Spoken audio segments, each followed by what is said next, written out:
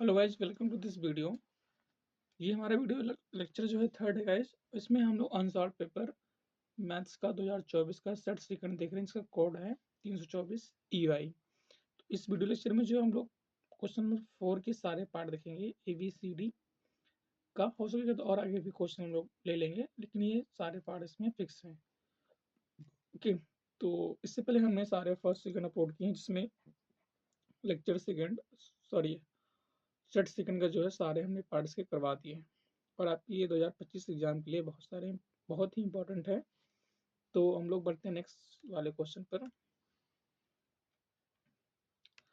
जहाँ मुझे देखो पहला क्वेश्चन क्या दिया गया है, क्वेश्चन नंबर 4 का पार्ट ए कि find the interval in which the function f of x equal to 3x cube minus 3x square minus 36x plus 7 is increasing.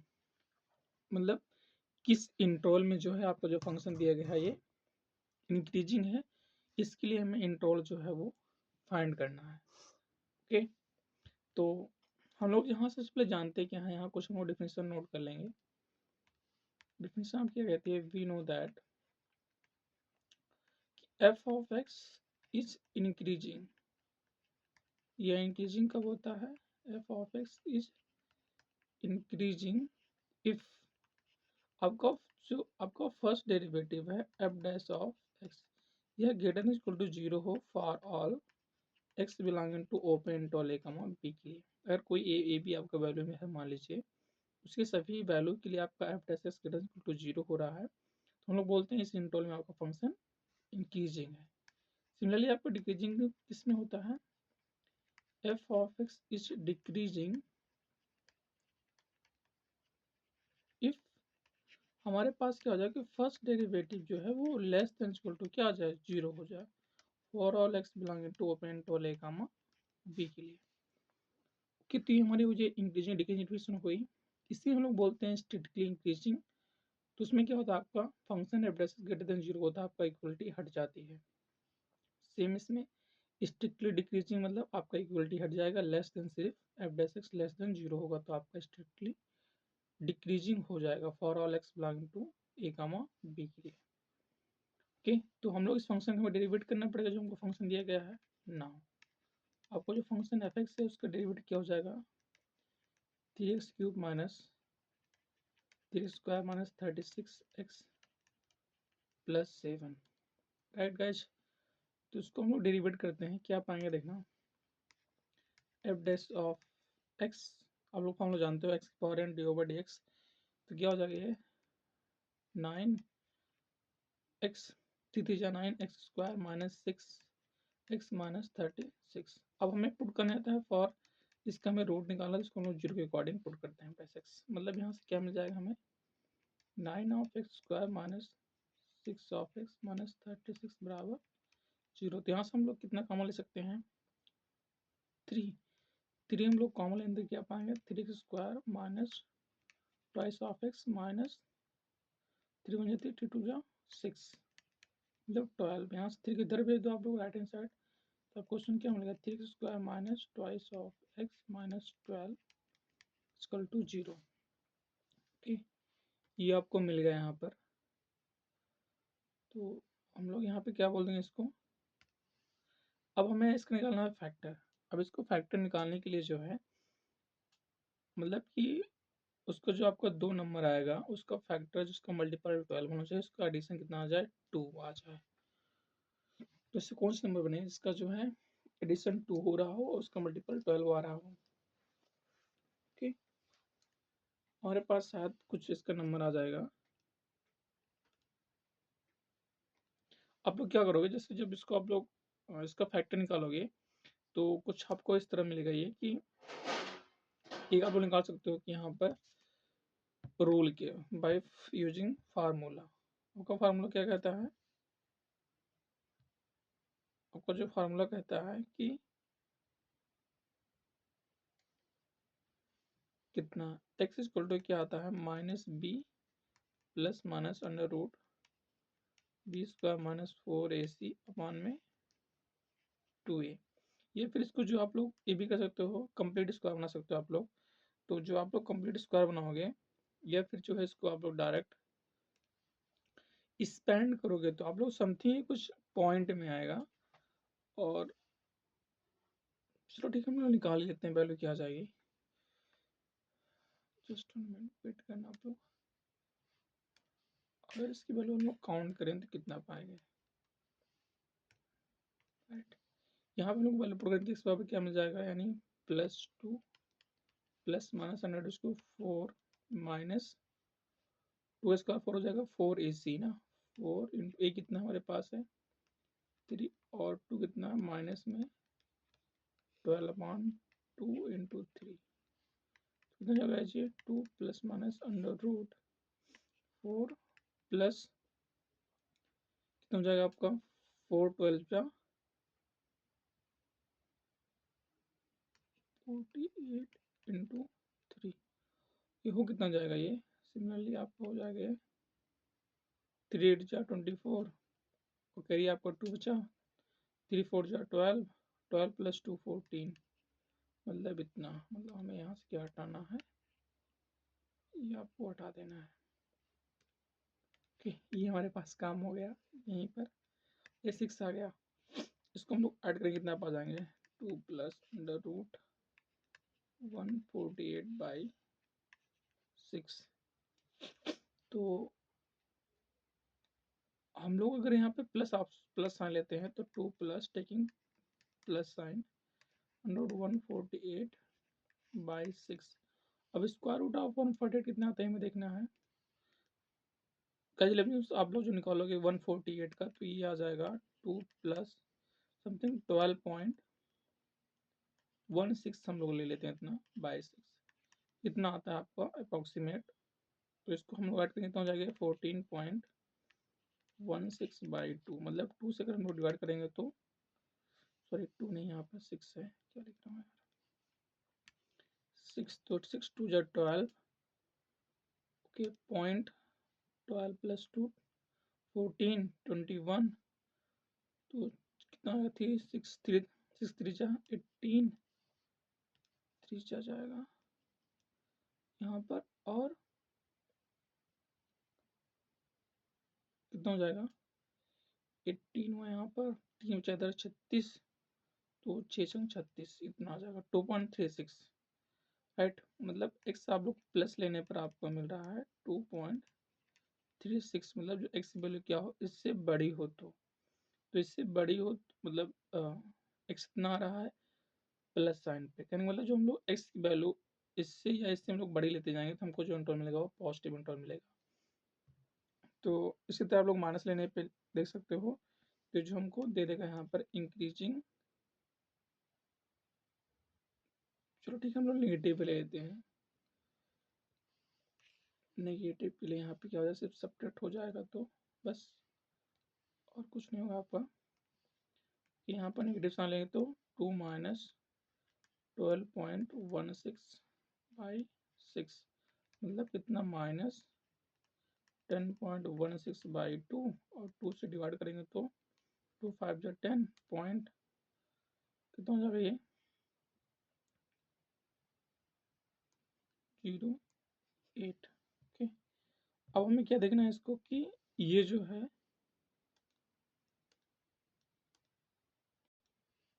लेकिन यहाँ पे नेगेटिव साइन भी आ जाएगा, मतलब x की वैल्यू क्या आ रही है -5.08। आई होप अगर सारा कुछ सही होगा तो यहाँ हम लोग क्या पा जाएंगे, या फिर रेंज जो इसकी बन जाएगी इंक्रीजिंग इंटरवल की आपकी आ जाएगी। सो रिक्वायर्ड इंटरवल कितना हो जाएगा आपका, सो रिक्वायर्ड इंटरवल मतलब अगर आप x की वैल्यू लेते हैं इससे बड़ी, किससे बड़ी, x अगर बिलोंग करेगा आपका 2.36 से हम लोग बोल दें इन्फिनिटी पर, ठीक है। दूसरा क्या हमको मिलेगा, x बिलोंग करे किस पर, निगेटिव जा रहे हैं हम लोग तो बोल दें माइनस इन्फिनिटी कहाँ से 5.08 से। ये आपके रिक्वायर्ड इंटरवल हो जाएंगे, बट आपको जो आंसर देंगे इस सेट में कुछ दिया गया है शायद -इन्फिनिटी टू -2 और 3 टू आपको इन्फिनिटी दी गई है, तो वो आपको नहीं आएगा जो सॉल्व करने में हमको जो फैक्टर मिल रहा है वो दूसरे मिल रहे हैं। ठीक है गाइस, तो ये आपका रिक्वायरमेंट ट्रबल लेंगे, मतलब हमें अगर इससे कहीं क्वेश्चन आते हैं तो डायरेक्ट हमें क्या देखना है, उसको डेरिवेट करना है और उसका हमें फैक्टर निकालना है। उस फैक्टर निकाल के जो जिसका रेंज बन रही है उसके अकॉर्डिंग आप लोग सेट कर दो, तो आपका रिक्वायर्ड आंसर हो जाएगा। शायद मैंने सही पे सारा कुछ किया था। नेगेटिव यहाँ फार्मूला क्या होता है, नेगेटिव होता है ना, नेगेटिव कहाँ चला गया था ये, तब भी नेगेटिव, हाँ सही था, नहीं यहाँ चला गया था हमारा माइनस, तो ये आपका प्लस में हो जाएगा। और प्लस में अंडर बी स्क्वायर में किया 4ac 3 माइनस 12, बाकी हमने सारा कुछ सही किया हुआ है। तो शायद आपको ये सारा कुछ समझ आ गया होगा कि हमें करना क्या है।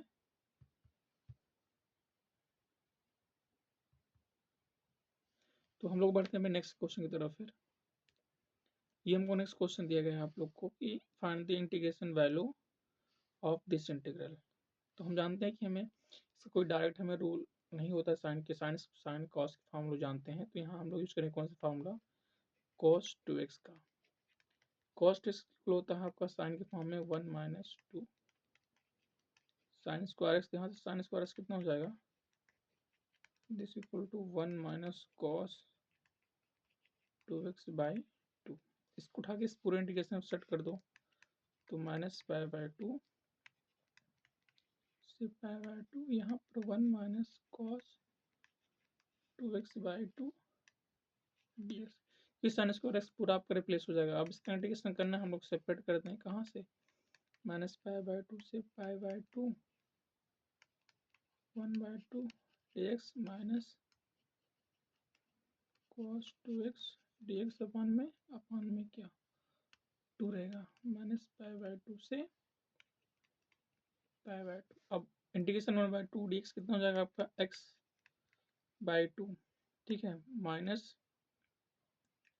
कॉस कितना होता है आपका, प्लस होता है साइन 2x हम लोग शिफ्ट से डेरिवेट करेंगे तो 2 आ जाएगा और 2 मिलकर कितना हो जाएगा 4 हो जाएगा। मतलब आपका जो लिमिट लगेगी कहाँ से, माइनस पाई बाई 2 से गाइस पाई बाई 2 पर। अब सब्ट्रैक्ट कर दो upper limit minus lower limit, तो अपर लिमिट आपका हो जाएगा कितना, जहाँ x है वहाँ सारे वैल्यू x की पुट करनी है, तो पाई बाई 2 अपॉन में 2 minus sine 2 into pi by 2 upon 4 और negative lower limit minus pi by 2 upon pi by 2 minus कितना हो जाएगा यहाँ पे, अच्छा नेगेटिव थीटा है तो माइनस माइनस साइन थीटा कितना था, पॉजिटिव हो जाएगा, मतलब यहाँ आपको बचेगा simply sine 2 into pi by 2 और इधर 4, तो 2 से 2 खत्म। और नेक्स्ट क्या हो जाएगा गाइस, ये आपका साइन पाई कितना होगा 0, मतलब ये होल टर्म 0, ये भी होल टर्म 0, यहाँ कितना मिलेगा पाई बाई 4 और माइनस में उसको प्लस कर देगा, मतलब पाई बाई 4, तो कितना जाएगा, इसको डिनोमिनेटर सेम हम न्यूमरेटर को ऐड कर लेंगे तो 2 पाई बाई 4, 2 से 2 खत्म, मीन्स कितना pi by 2 plus c, it is your required solution of the given integral equation. Okay, तो इजी था बट आपके ज़्यादा एक नंबर में था, तो इससे ज़्यादा क्या देंगे वो लोग। फिर हम लोग नेक्स्ट क्वेश्चन चल रहे हैं अपने, यहाँ ये अच्छा क्वेश्चन आपका जो है रिलेशन का है। ओके, तो कहने का मतलब हम इसलिए आपको दे रहे हैं सारे इसके सोल्यूशन कि आप लोग पहली बात तो खुद सॉल्व करो, जो फंसता है कहीं उसको आप लोग देखो यहाँ से, या फिर पूरा भी देख लो तब भी, क्योंकि आप लोग जितना देखोगे उतना ही आपके लिए एग्जाम में बेनिफिट देगा। ये खुद से सॉल्व करो या फिर किसी टीचर से आप लोग समझो, जैसा भी करो आप लोग, बस अनसॉल्व आप लोग सॉल्व करो। ओके गाइस, तो हमने क्या दिया गया नेक्स्ट पार्ट सी इसका कि if R1 and R2 be are two equivalence relation in a set A, then prove that R1 intersection R2 is also an equivalence relation in set A। मतलब R1 R2 के दो equivalence relation है set A में।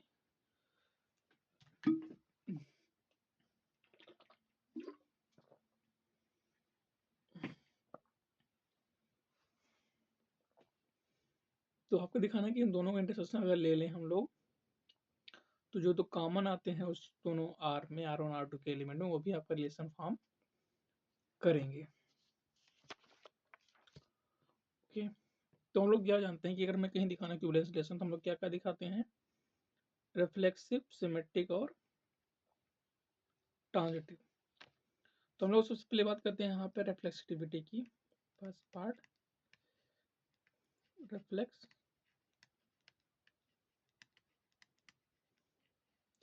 हम लोग बात कर रहे हैं। सबको हम यहाँ गिवन दैट है कि सेट ए में R1 R2 आपकी इक्विवेलेंस रिलेशन है ही है। तो हम लोग क्या जानते हैं कि for all A belonging to set A के लिए ए कामा ए बिलोंग करेगा इसमें, R1 में बिलोंग करेगा, एंड ए कामा ए आपका किसमें बिलोंग करेगा, इस R2 में भी आपके बिलोंग करेगा।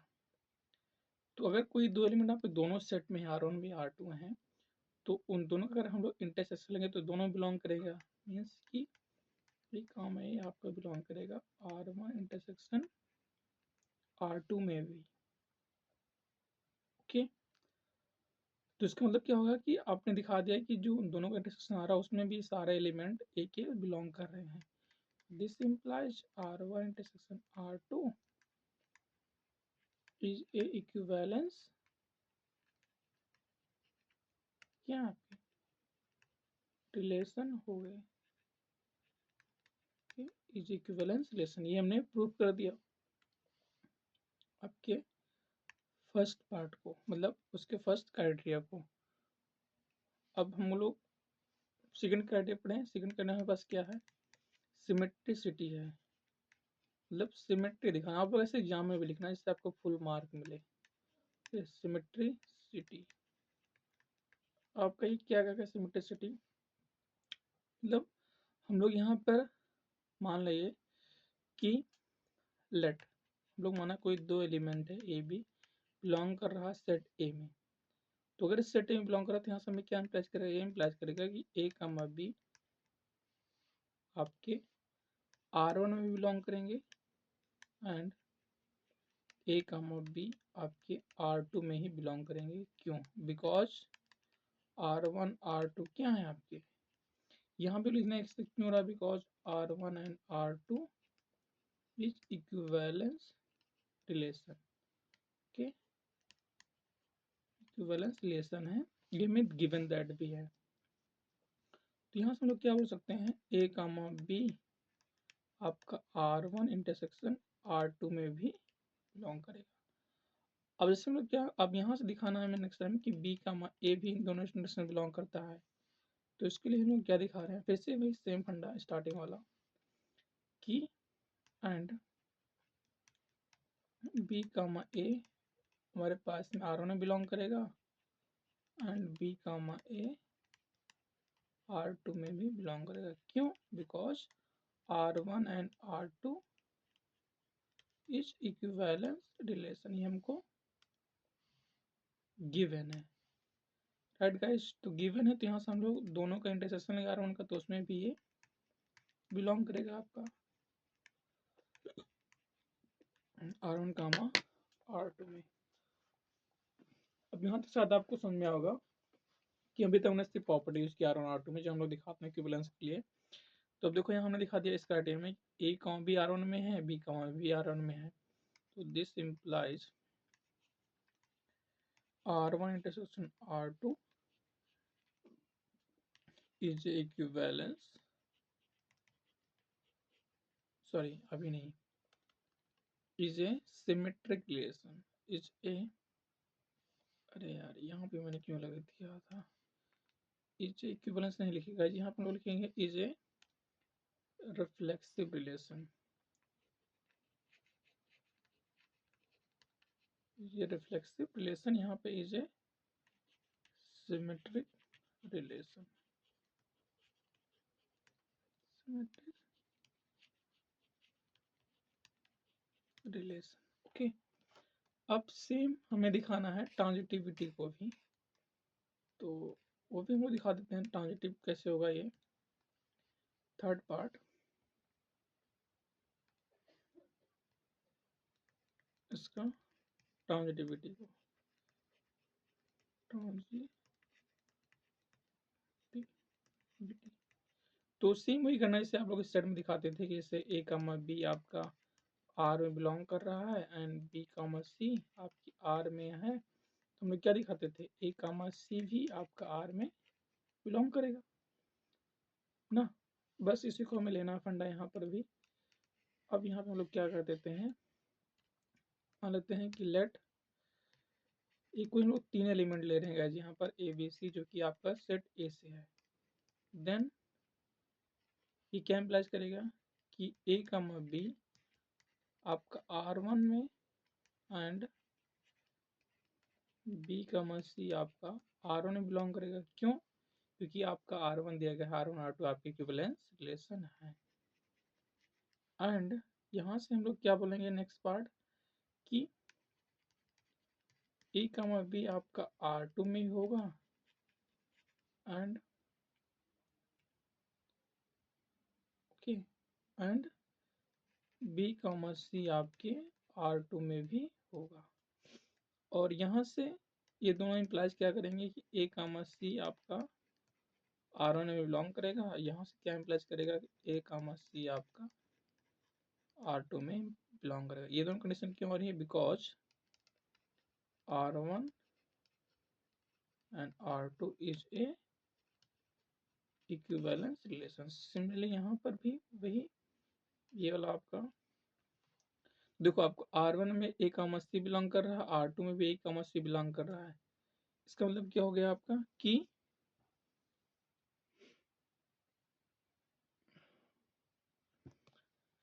जो आपका सेट R1 है उसमें A कॉमा C है, R2 में भी A कॉमा C, मतलब अगर हम लोग R1 कॉमा R2 का इंटरसेक्शन ले लें तो this implies this belonging to R1 intersection R2, okay, और this implies guys R1 intersection R2 is a transitive relation।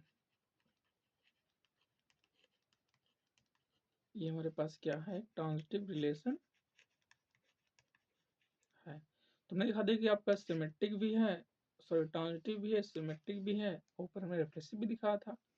तो this implies R1 intersection R2 is a equivalence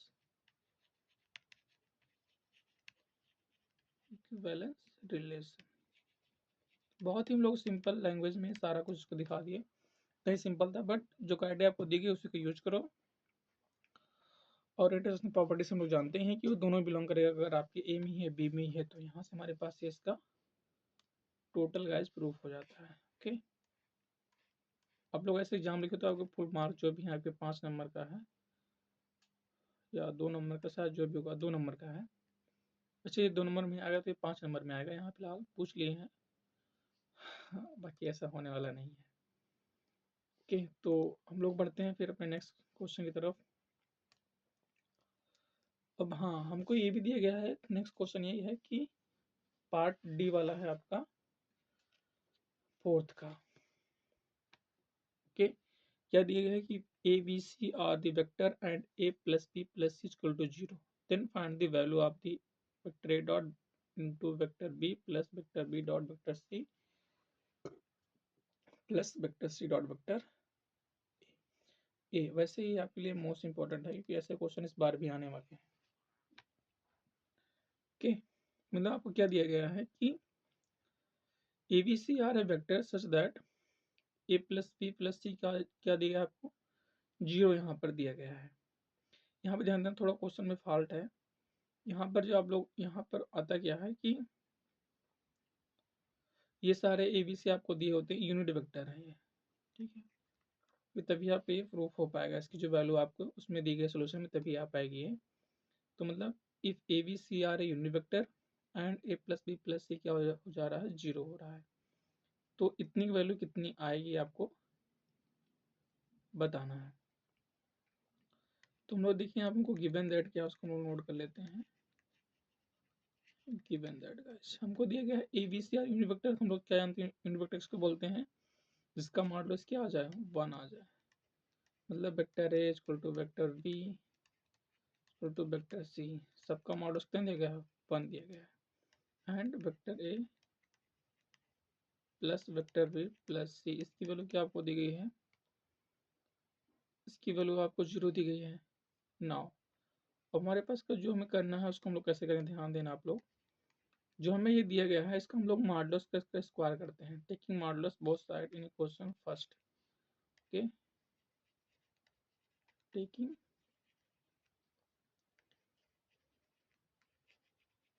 modulus both side के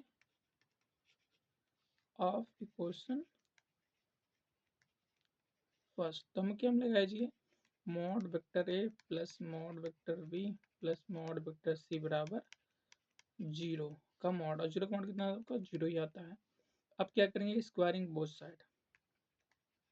okay, इसको ऐसे ही लिखना है आप लोग exam में, बार बार मैं बोल रहा हूँ जिससे आपको फुल मार्क मिले। स्क्वायरिंग जो भी आप स्टेप करना वहाँ पे इंक्लूड कर देना जरूर। तो कितना हो जाएगा, vector A plus vector B plus vector C का होल स्क्वायर, 0 का स्क्वायर करेंगे कितना हो जाएगा, 0 ही हो जाएगा। अभी हम लोग क्या जानते हैं, since we know that vector आपको दिया इसका स्क्वायर हम लोग किसके होता है, vector A dot vector A के प्रोडक्ट के इक्वल होता है। तो सेम यहाँ पर हम राइट कर सकते हैं, क्या हो जाएगा, in bracket vector A plus vector B plus vector C into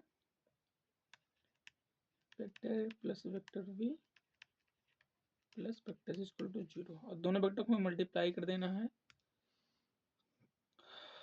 तो हम लोग क्या पा जाएंगे यहाँ पे guys, vector A dot vector A मिल जाएगा, ये से हम लोग जो मल्टीप्लाई करेंगे तो vector A dot vector A plus A से इसमें मल्टीप्लाई करो बी में वेक्टर बी प्लस ए से वेक्टर सी में, फिर नेक्स्ट टाइम वेक्टर बी से वेक्टर ए में plus B time vector B, और प्लस बी को हमें सी से भी करना है ना, सॉरी, वेक्टर बी को हम लोग करेंगे वेक्टर सी से, फिर सी वेक्टर को उठाओ वेक्टर ए के साथ में plus vector C dot vector B plus vector C dot vector C बराबर आपका 0 होगा। तो अब यहाँ क्या जानते हैं, वेक्टर एक हम लोग इसे यहाँ इसकी प्रॉपर्टी बेसिस के रिवर्स कर दो आप लोग, यहाँ के लिए क्या लिख सकते हो आप लोग, वेक्टर ए का square, okay, plus A dot B और बी डॉट है, देखो यहाँ पे आप लोग यहाँ पर और यहाँ पर हम लोग जानते हैं कि यहाँ पे आपका डॉट प्रोडक्ट कॉम्पिटिटिव होता है, मतलब ए डॉट बी किसके इक्वल हो जाएगा, vector B dot vector A के, दोनों आपके इक्वल हैं, इसको हम लोग ऐसा भी रिलेट कर सकते हैं, ए डॉट वेक्टर बी, मतलब ये दोनों सेम है आपके, तो कितना हो जाएगा, plus 2 vector dot vector B. Similarly guys हम लोग इसमें करते हैं ए और सी को, यहाँ सी ए, यहाँ भी आपका 2 time vector A dot vector C plus, अब देखो नेक्स्ट क्या दिया गया है, सी बी कहीं बी से दिख रहा, हाँ, इसको हम लोग पलट दें तो यहाँ पर भी आपका सेम हो जाएगा, क्या, 2 vector B dot vector C बराबर आपका, सॉरी बराबर नहीं लगेगा, समझे, यहाँ देखो बी डॉट बी, इसको भी हम लोग कर सकते हैं वेक्टर बी का स्क्वायर प्लस वेक्टर सी का स्क्वायर। क्यों, मैंने बताना इससे दो वेक्टर को डॉट प्रोडक्ट की मॉडुलस का स्क्वायर होता है, तो यहाँ से ये आपका एक्सपैंड हो रहा है। ओके, अब सारी वैल्यू का यहाँ पुट करेंगे तो आपको दिया गया है ए बी सबकी मॉडुलस कितनी दी गई आपको, 1 दी गई है, तो इसकी वैल्यू 1, इसकी वैल्यू 1, इसकी वैल्यू 1, मतलब 1 1 कितना हो जाएगा 1, ये इतना हो जाएगा, और यहाँ से हम लोग 2 काम कर लें तो vector A dot vector B plus vector A dot vector C plus vector B dot vector 0, कितना हो जाएगा 3, 3 को हम लोग उठा के राइट हैंड साइड पे दे रहे हैं, तो यहाँ क्या पा जाएंगे, 2 vector A B plus vector B plus vector C plus A vector C बराबर आपका आ जाएगा -3, टुगेदर भेज दो तो vector A dot vector B plus B dot C plus E dot C का यहाँ क्या हो जाएगा -3 बाई आपका 2, मीन्स कि जो आपको दिखाना था A plus B plus C की value vector A dot B plus B dot C plus A dot C कितना आ रहा है -3/2, आपका ये रिक्वायर्ड आंसर हो जाएगा।